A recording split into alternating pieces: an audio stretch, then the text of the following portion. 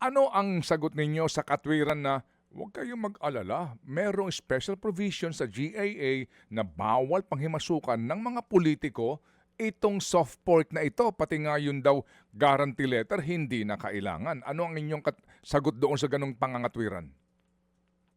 Well, so unang-una, gusto namin sabihin na maaaring mabuti yung intention ng mga special provisions.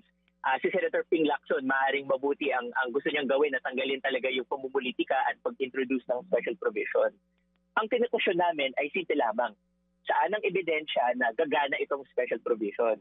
Kasi ang alam natin na totoong karanasan ng mga tao sa lupa talaga ay napupolitika po talaga ito. So kahit sabihin nila na illegal naman na ipoliticize ito, on the ground, kitang-kita, ramdam na very political ang pamamahagi ng mga ayuda programs na ito.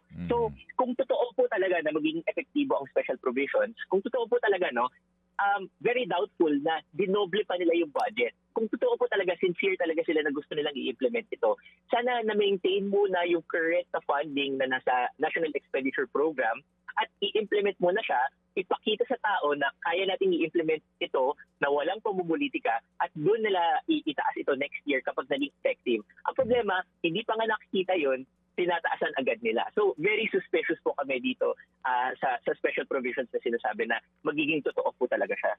Mga kapatid, brothers and sisters, saan ka pa? Dito na tayo sa totoo. Dito na tayo sa True FM. Mga kapatid, mag-subscribe and follow po kayo sa social media accounts ng True Network PH. Yan po kami. Hanapin nyo lang True Network PH, Facebook, Instagram, YouTube, TikTok, and podcast.